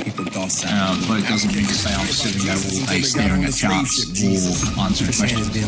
I think that's the big key, is making your trading more hands off, so where you can do other stuff on the side. I know traders who trade like 8 hours a day and that's all they do and they love it, but I wouldn't be able to do that myself. I would just hate it totally. So it's a different mindset. No, and I'm the same. I mean, there's the phrase that, you see how this is how they think. Quality, not quantity. You see the psychology, but and that's the same with trading. And it's the same with once you identify the setup and you place your orders, then let the market do its thing. Because, the more I find, the more you interfere with the trade, the worse the outcome will be. You've got your stop loss in place. You know that the worst it can do. You know it's a set percent. For me, it's a set percentage. Got your profit target in place. If it gets there, you know it's going to make you 2, 3, 4, 5 times your risk. Leave the trade. You take it at the time because you see at the time there's a position that's good according to your strategy. And if you got confidence in your strategy, just let it do its thing. You can't change the outcome by sitting there watching every pip move up and down. So longevity and enjoyability comes from actually making it work around your lifestyle as well. Yeah, for sure, totally. I know people that might feel like their trading style is too simple, like what they do is too simple because they look at price action or a few things. At the same time, they don't make it like too complicated because that's just risky for not working it either. But how do you know when it's like too simple, too complicated? What do you know what the sweet spot is for like your strategy being complete enough to be profitable? Yeah, I suppose that's something that you've got to be confident in your strategy, and also I suppose that's reflected in your results. But it's also reflected in longevity. I suppose if you're setting out to create your own strategy, you're not going to really know right now how good it is until you've had a bit of time. And I suppose that's a real tricky thing for people when you're in the moment. It's easy in a few years' time to look back and go, wow, the strategy is great and it's worked through different market conditions. That's what he about to say. In real time, I suppose you've got to try and get some form of confidence in it. You've got to have the ability, if it's a technical strategy like mine, which does have a little bit of subjectivity to it, it's not completely mechanical, and you've got to be able to, I suppose, prove to yourself that it's working over a length of time, whether that be on a demo or a small live account. You've got to get and prove it to yourself. And I suppose if you can go through some different times of the year as well, I suppose as we come now, let's get into sort of June, July, August, that northern hemisphere summertime, the market can go a bit quiet sometimes, at certain times of the year, at that time of the year. Can you get through that and it still works? For me, if I see that the market goes a little bit quiet, a little bit flat, generally I then find that the shorter time frame charts will be giving me more trades. Revelation 12:15. If I take the complete opposite example of that, if I go back to February, the close of February into the beginning of March, I took about 10 trades on the monthly charts because they just happened to be there. I've already looked now, we've got, a week to go before the next month. I've looked for next month's monthly charts already. There's not a lot likely to change. I can't see anything for next month on the monthly charts. So it all depends on what the market's giving you at the time. And that again is why I like to look at different time frame charts. Because the month of March is, you look on the monthly charts for the month of March, there's hardly anything suitable setting up as a good pattern according to my strategy for next month? Very little. So I think if you're putting something together, you've got to be quite flexible in those time frame charts and those different markets as well as just worrying about how complex is the strategy. But you've got to be able to see it in real time. That's the other thing. You know, a lot of people I think have strategies. They go, oh, look at this great big setup. And it's like, yeah, but you're showing me something that happened like, you know, last week. You've got to be able to see this showing in real time, and that again is why I like the close of a candle, because whatever I'm using, whatever indicators, levels, etc., they're fixed. They're never going to move again. And the earth helped the woman. You know, I think some people have, you know, moving averages. Let's say, well, did that cross over during the middle of that candle, or only at the end, or you know, there's a lot of difficulty trying to thoroughly test something like that. Unless you're doing it live. Yeah, and the other thing is giving it time. Like a lot of traders don't want to give enough time to things. They want to just like have results now or like yesterday. And giving it enough time to like let the trades play out, not just 10 trades, but maybe like 50 or 100 trades. I think a lot more tricky, but I think people have to take that mindset to give it more time to play out. Yeah, definitely. Again, it's a bit like the flying. You got to do your homework. You got to do your time in the seat. You got to do the dual control stuff. You got to do your exams. And strategy, or even if you use someone else's strategy, even if you bought my strategy, it's not going to, you know, you're not going to pick it up absolutely straight away because it's new. You'll learn something. You know, it's like right now, nothing to do with trading. I'm learning to play the guitar. You know, I've got to accept I have to do exercises and keep going at it, and also get tuition if I'm going to be just half good at this. You know, I think it's the same with whatever you try to do in life. You've got to put the effort into it. It's never going to just suddenly just magically occur. We could do a whole podcast on this, but it's crazy how in flying, when you give it time and when, like, as you go forward in your hours, you kind of become better without really noticing it too much. Like, you don't change anything specifically, you don't do things differently, but just the hours make it where you feel, and you're actually better in that, like lending or doing stuff. So when you give it time, it kind of happens automatically. Versus in trading, people don't give it enough time. That's why it does happen for some people. But if you give it time and kind of work on things, do your best, and things start to change and get better. And also time gives you experience of different conditions as well. You'll know from landing a fixed wing that if you're going straight down that runway, I mean, I fly helicopters, it's slightly different. I've always got to find the wind. You're forced to go that way or that way. You know, you're never going to get two landings exactly the same due to wind conditions or other traffic in the circuit. And trading's the same. You know, like market conditions are never always exactly the same. So you've got to have that experience in that time of different conditions, because that's what will make you a good trader or a good pilot. Yeah, this is why people look at textbooks of trades and they see like all the trades that are so nice, like so easy to spot. Then they get to the market and things are different, and that's actually an issue. Absolutely, and it's the benefit of hindsight. It looks amazing in hindsight, but you know, you've got to be able to do it in real time, and that's why working from the right-hand side of the chart. The candle's just closed. Okay, is that a trade? Yes or no? And you've got to be able to do that. We have been banned off Facebook, y'all. Going back to the trading and the flying thing, you know, you're going to do things like emergencies. You're going to do. There's things going to go wrong. From another email. It's the same in trading. You've got to be able to do that without getting flustered about it. I'm dead serious. You've got to come back to your training in flying when you suddenly lose an engine or a simulated engine failure. You've got to know your numbers. You've got to be precise. You've got to do this at this time, at this speed, this height. If you do it all that together, you'll land safely. And it's the same in trading. If you consistently do this and things go wrong, look, everybody, I had 2 losing trades yesterday. It's just the nature of the market. You know, you can't be perfect all the time, and no one will ever do that. Like, you've got to stick to your principles and your numbers, like we're flying, and you'll know that I'll have a winning trade today and it'll make more than those 2 losing trades. So you've got to stick to those principles all the way through. Where do you think that discipline comes from? Discipline of sticking to your planning, trading, and doing the right thing when things happen. Is it based on like having the right habits to improve discipline and make it work, or is it based on like a mindset? Where do you think that comes from? Yeah, I suppose there's a bit of the individual's character and personality as well. Hateful I think behavior. that has to be part of it. I was lucky I was brought up on a dairy farm. So my parents worked 7 days a week. It didn't matter whether it was Christmas, they were not feeling well, it's the birthday, it was raining, snowing, didn't matter. They had to milk cows twice a day. And so we were brought up into that mentality of looking after animals and growing things. You know, and all the other kids were off doing stuff in summer. I had to be farming.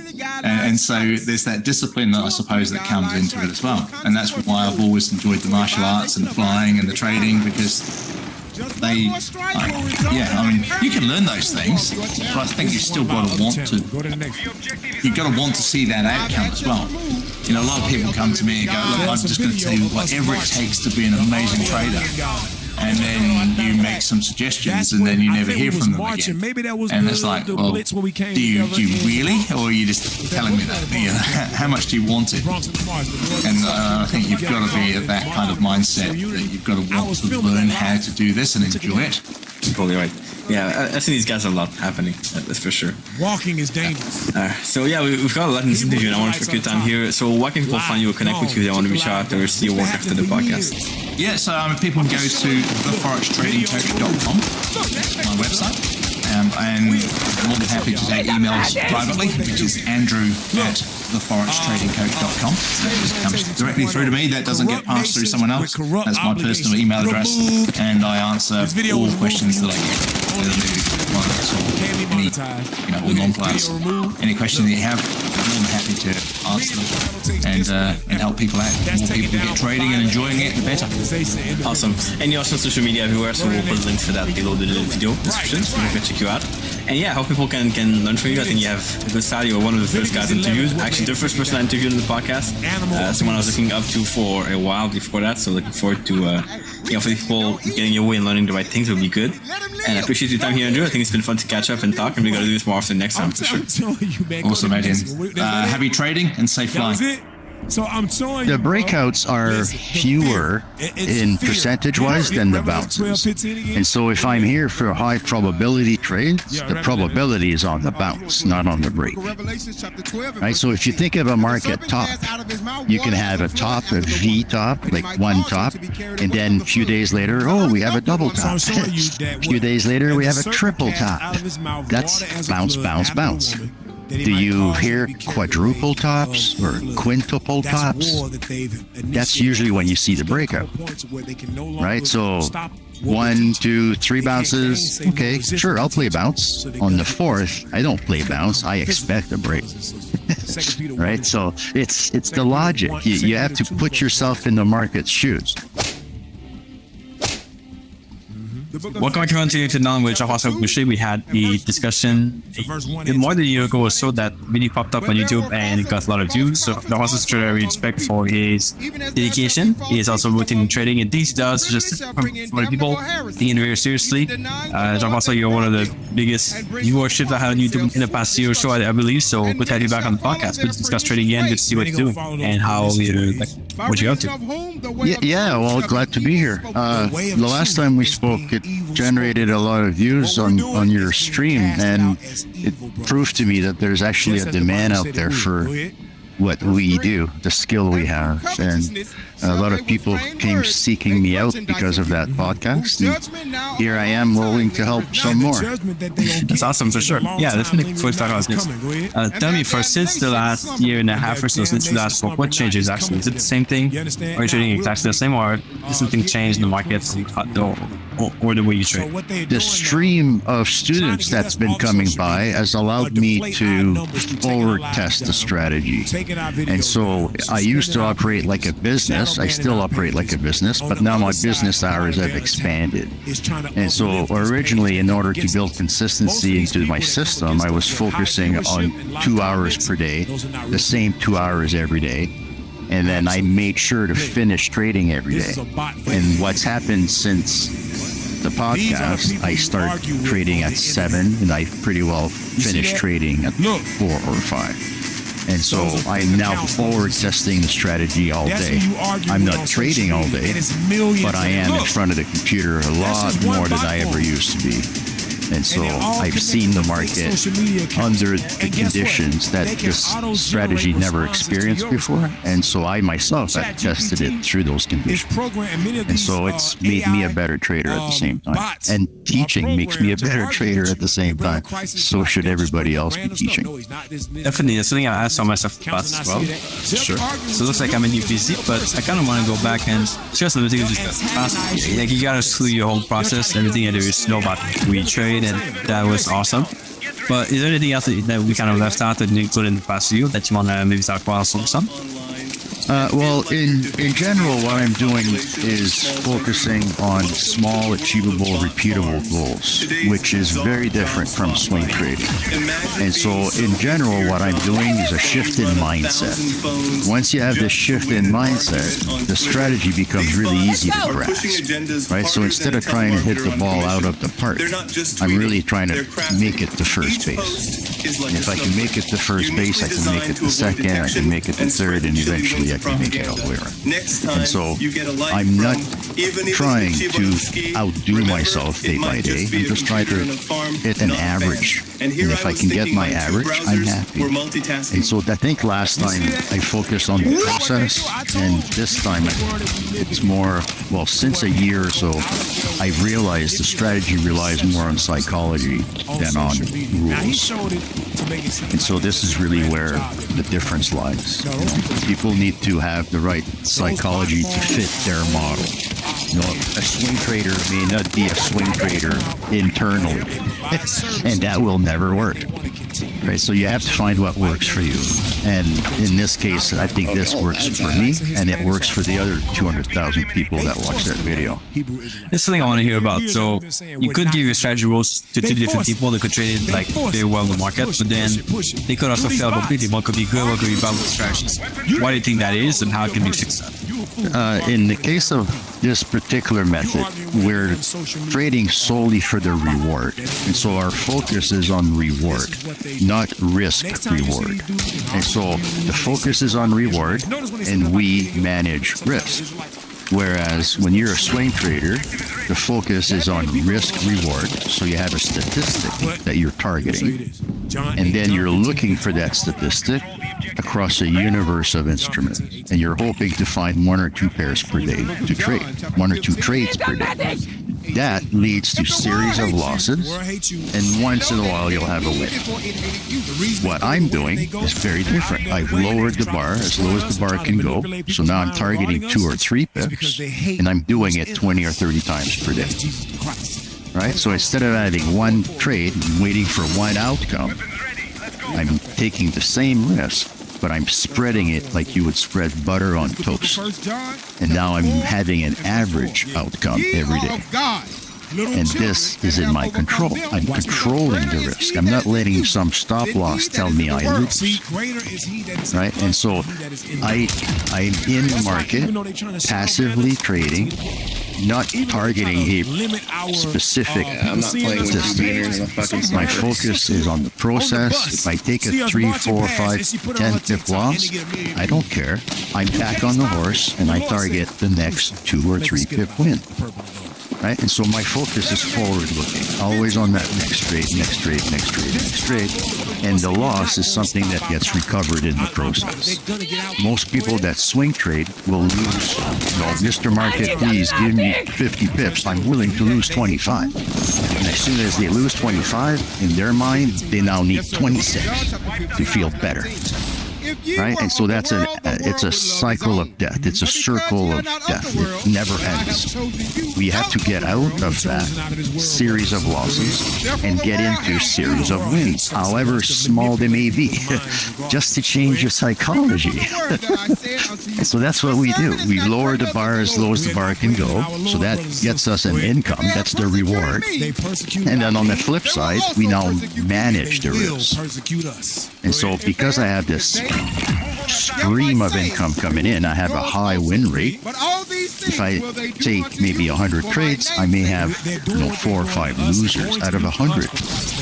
Those 4 or 5 losers can take away all 95 wins. And so I must be on the lookout for those losers. That's my job. I'm a risk manager. The income takes care of itself. It's a very high probability trade, 2 or 3 pips. It's almost unavoidable. Right? So I'm not managing wins. I'm managing losers.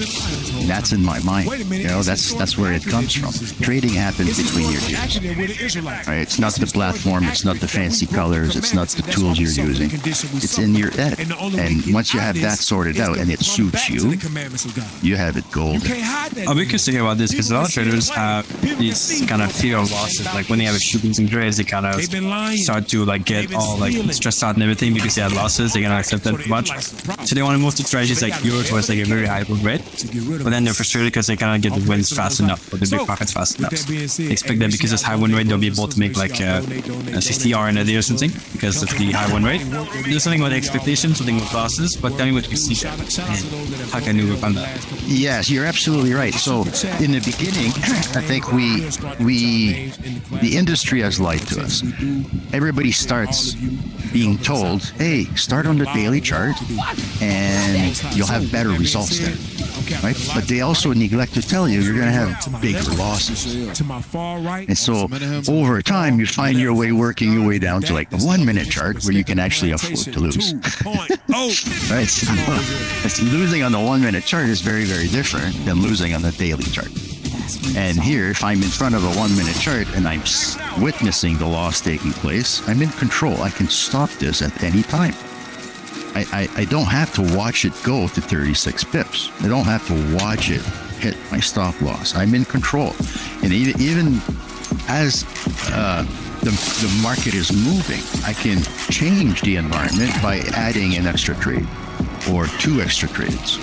And now all of a sudden, I'm not only in control of 3 trades, but I'm in control of the average of 3 trades. And that's the line that you're moving. You're putting that line closer and closer to the current price. It becomes your break even. All right, so now you're controlling where your exit is. You're not telling them, you're not letting the market tell you where your exit is. And so by trading like an insurance company, by pushing back against losses, right, and taking in tiny premiums all day long, you can profit at this. You need to manage the losses. It's okay to lose. It's part of the game. We're expected to lose, right? But we need to control how big those losses are. And if you find yourself vengeful, that's 3,000 years of evolution. You know, if somebody rips you off, you need revenge. And it's in your DNA. It's in your DNA. You're learning to lose. You're learning to become a professional loser. You're learning to become a monkey. Right? So taking a 10 or 15 pip loss, you have to go back, reverse engineer that loss, figure out where you went wrong, and then tell yourself, hey, that's no big deal. That's 4 or 5 wins. And then just get back on the horse and create those 4 or 5 wins. Right? So it's not one big loss and then one big recovery. That just creates mayhem. We need to control the loss and then recover that loss slowly and one trade at a time. Stick to your program, stick to your process. If I can share my screen here, I have a couple of trades underway already. Yeah, that'd be awesome to have a look at, for sure. Okay, so I would start on the daily chart. Today is Easter Friday, Good Friday, so illiquid market, very, very illiquid market. We had employment data come out from the U.S., and so my process is always the same. I typically would start this at 8 a.m., so 40 minutes from now.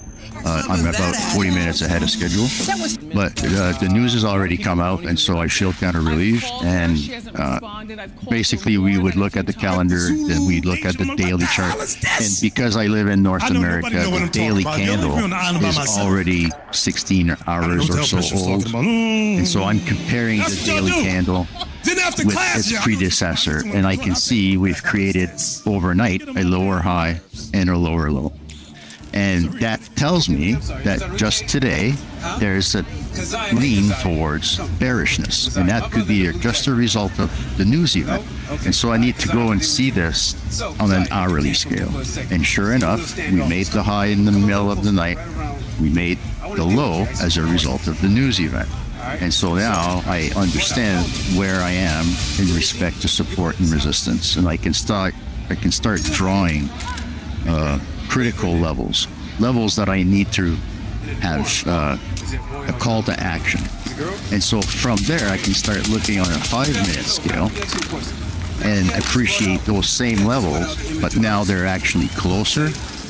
And I call these, or we call them action points, right? We have something to do. There's a job for us to do at some of these levels if we get to these levels. On average, if you draw these lines over and over, day after day after day, you're going to find after a while that these lines are about 9 to 10 pips apart on average. That happens to be the standard deviation for the euro on a 5-minute chart. All right, so 9 to 10 pips is the average move on the euro chart, and on a 5-minute euro chart. So I take that measurement, and this now becomes dynamic.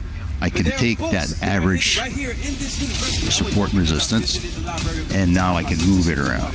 And with that, I can now use this like a measuring cup in the kitchen. I can measure volatility with my little box. And so at the bottom, when the news came out and we finally made a bottom, what looked like a bottom, I put my first box there. And then I see we broke the box almost immediately.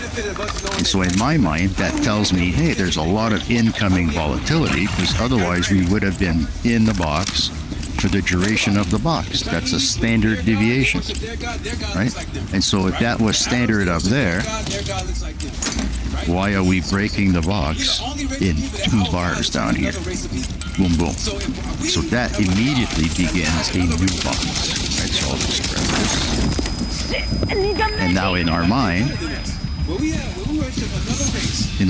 we're waiting to travel through this box for the duration of the box, and then boom, we break the box again very early. That tells you there's incoming volatility.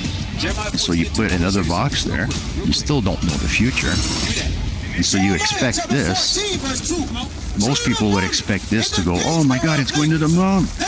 And we know it's going to resist it. It's going to 1 standard deviation, and it stayed there. Right? And so now we're in this box, and we're back down 1 standard deviation, and I'm buying at support. Right? This is now support, and I will be willing to buy at this level of support down here and all the way down to the original support at the bottom. And so this already defines my risk. It defines how I'm willing to spend my money, where I'm willing to spend my money, and it's literally 1% per box. And so if the market keeps bouncing, I keep targeting 2.7 pips. Every time I click my mouse, I'm taking a 35 pip risk. Right, so my stop loss is down here. And that gives me space to do the work I need to do to get out of this trade if it doesn't work. Right, so I'm managing the risk. And managing means I can add or remove trades at will. Right, I'm not stuck having to obey a stop loss that's predetermined, risk to reward ratio. Right, I'm in control of the risk. Therefore, I allow it to be upside down. And I'll tell you right now, the average loss is about 10 to 12 pips. Okay, so it's about 1.5 boxes. My stop loss is literally 4 boxes, 4 standard deviations. Right, so if the stop loss is 4 times my boxes, my average loss. What's most exciting for me isn't just the technical breakthroughs, it's the human element. The idea that a dedicated group of engineers is driven by a shared vision. It's incredibly inspiring. If you want to truly understand where technology is heading, join the conversation. Listen to Technically Speaking, available wherever you get your podcasts. We still get shot down in the streets because of that other race that we treat like a god. But we are the gods of this earth. That's what the Bible's talking about. It says that in Psalms 82:6. Give me that real quick. Is just under 2 boxes. Okay, so it's a way of framing risk. This is a measuring cup, and I know by measuring volatility, I can end up measuring the average daily range. Right? So before the war, in Ukraine, the market was moving 8 to 9 boxes per day. And after the war, immediately, the day after, the market started moving 10 to 12 boxes per day. Right? The boxes did not change. The recipe changed. Right? The number of boxes changed. And so now, it's how the price is behaving. This is a standard deviation. This price right now is behaving in a standard way. It's moving 9 pips up and down, and it's in the course of taking an hour to do it. Right? And so this is a normal standard deviation, and as long as the price remains normal, I can make my normal 3-pip money. And then when I'm done, I walk away because I turn off the faucet. Right? I don't leave open trades. If I have a scalp for 3-pip in the morning that is still open at 4 in the afternoon, I'm breaking all the rules in the book. Right? I can't allow a scalp remain to be a swing and then have it close at 36 pip in the middle of the night. So it's up to me to take that loss before I turn off the computer today. Right? So this may even break down. But most people will go, oh my God, it's in drawdown, it's in drawdown. The fact is simple. It's not going here. It's not one straight shot. And so if I can measure where it's approximately going, I can anticipate how it should be behaving, and then it's based on probability, right? I set the probability and I play that probability. And the probability is that it's highly, highly likely to stay in the box. If it doesn't stay in the box, right away your radar pops up, ding, ding, ding, ding, ding, and you know you need to behave. You need to do something. If I remove the box, you are clueless. If I remove the box, you don't know what to do, where to do it, when to do it, how to do it. Right? So the box is framing the risk, and it allows us to behave in such a way that you build consistency in your trading system. If you remove the box, the last variable, are inconsistent. Right? The variable I'm talking about are these variables. Your trading definition, right? When you're swing trading, you may have a 2-to-1 or 3-to-1 risk to reward ratio, but you're looking for it across a universe of instruments. And because of that, no 2 days will deliver the same trades on the same pairs with the same size, the same target, and the same stop loss. Swing trading is nothing but inconsistent. What I'm doing here is quite the opposite. I have one target, one stop loss, one size, one time of day, one instrument, one everything, and the remaining variable is me. And I'm trying to define my behavior by using a box. So each of these boxes are pretty much constant deviation of price of two pairs. Like Yes, so the box is it's a calculation that we go through, but literally the way the dirty math, the way to approximate the box is to look on a 5-minute chart, go to the Asia section. Right, so for me in North America, I'd be looking at 8 or 9 p.m. I live in the Rocky Mountains, and so I'm 2 hours away from New York. And so you look in Asia, and you look at 8 or 9 p.m., and the average, the smallest range that you see there is a standard deviation. Literally from there, the market finds its legs, and it moves. That standard deviation over and over and over all day long. Right? So if you can figure out what that standard is, then the rest of the day you're just moving that same box. It so happens that every time frame has its own box, and every instrument has its own box. And so once, let's say you trade the pound, your box will be 12 pips. Okay, so it's 12 pips tall, and the standard move approximately is between 30 and an hour. So it could be 30 minutes, it could be an hour, but somewhere in there, right? So I use an hour-long box. That's basically one of these flat periods in the middle of the night, right? And so right away we see the market is it playing normally, it's behaving normal. I already made a little bit of money, right? And as long as it behaves normally, I behave normally. I make my money normal way. As soon as it breaks the box, it prompts me to expect more volatility, more of the same. And therefore I continue to make 2 pips. Once we start to go sideways like this, now I can play ping pong, I can play both sides. This is trend ambivalent, right? I don't care if the market's going up or down. I'm making money sideways. Right, so the market can have a trend. It needs to. I need to find the intended direction so I don't get caught with my pants down. Right, I don't want to get caught by something like this. But once the market settles down, hey, this is my playground. Right, so this is how we exercise patience more than anything else. I'm patient avoiding the news. I'm patient waiting for the news to come out. I'm patient 10-15 minutes after the news.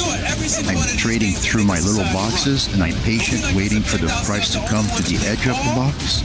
All I do is exercise patience all day. And in the last 30 minutes, I made $84. And so 2 pips is nothing to laugh at, especially when you're controlling the downside. Right, so it's a very different approach, and it lends itself to small sessions. A couple hours here, a couple hours there, a couple hours here, a couple hours there. But the way to learn this is to focus on the same 2 hours every day. You want to be comparing apples with apples every day. Right, so I don't practice this in the Asia section in order to be really good in North America. Right? I practice this in North America so I can become really good at North America. Right? There are different markets, different people on the other side of the computer. And so we're learning to behave. That's all it is. And it happens to be between your ears. So not everybody is built for this. Some people are meant to be swing traders. That's their psychology. It's not my psychology, but it failed me. Swing trading absolutely failed me. It just never worked because of the goal that I had, right? 2-to-1 risk to reward ratio. Now I'm free to create my risk to reward ratio. And on average, if I look at my statistics, it's about 1-to-1. Right? Because I'm in control. And this is very, very different than letting the market tell me, hey, you're a loser again. Right, so my psychology changed. Now I start my day with 2 pips. Hey, success! And it's easy to keep going from there. Right? If I wake up in the morning and I turn on my computer, it's oh man, I lost again. It's hard, and this is what created the solution for me. And I did not design this. This was taught to me, right?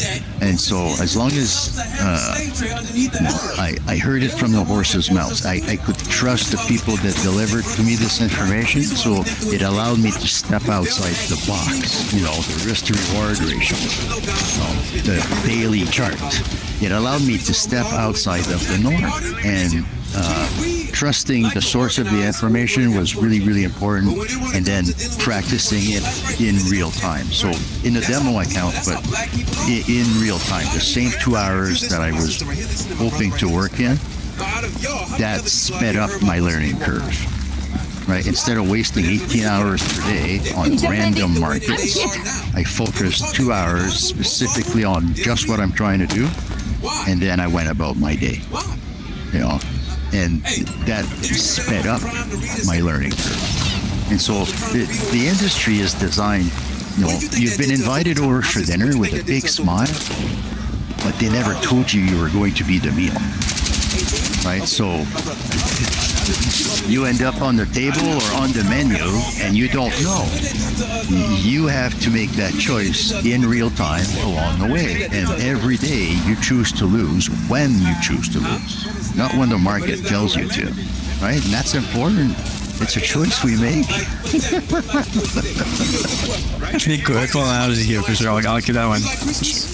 Okay, you like Christmas? No, but getting back to those bucks, the reason why I like this good spot is obviously because many people have issues with like finding the support or since there are some charts, but these boxes are very mechanical. There's something that you cannot just like figure out by depending on like who you are. Look left. If you look left, the boxes relate to previous support and resistance. Today is kind of offbeat because of the news event. But if I just stack the boxes properly, right, what we find is the box itself. Let me remove that wick. Let me exclude that wick and just count the actual green candles here. What we find is that the box themselves relate back to previous support or resistance, right? So the box themselves are standard units of measure, and the way that they line up, they relate to what happened back here hours ago or days ago or minutes ago, right? So they're all standard moves stacked up. It's like Lego bricks, right? The Lego bricks can only give you certain structures. It's like playing Tetris. So this is kind of what I'm doing, right? The boxes never change. What's inside the box changes all the time. That's why I can't have a hard target. I have an average income. I just play what the market gives me according to my box. At the end of the week, I have an average week. And that's not because I pushed 18 hours per day. It's because I focus on one mechanical way of trading, like you said. And this is it. The box is a filter. It allows my brain to recognize safety. I'm safe here. And I know what to do on three sides of the box. It's the same thing all the time. It's always the same thing. And because there's a downside to this, there's an allowance to build into drawdown. It allows me to add to open trades. These are not losers. They're work in progress. Right? So I'm allowed to have 3 boxes of work in progress. So all this is trying to make me 3 pips. By the time I find the overall move of the day, also I'm not getting caught with my pants down, I have pretty well closed all of my work in progress. And so I don't have high drawdown. I'm not closing losers at the end of my 2 hours. I'm walking away with my money. I leave the casino every day. Right? What happens when you win at the casino and you stay? You end up losing. That's the cool point, because a lot of people will want to be at the charts as long as they can to get much as they could, actually as long as they could. But that, like you said, is just counterproductive.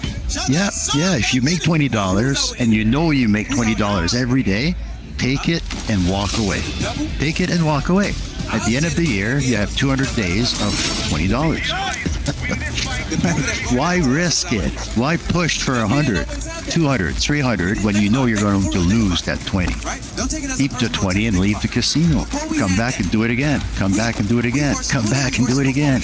Right? So this is what we're learning to do. We're learning to behave in an environment that is out to get us. And so you're forever playing on the defensive, and you can only be offensive when the opportunity presents itself. And so we know in Forex, 2 hours per day is the best time, for me anyways. That 2 hours, that same 2 hours every day, is my sandbox.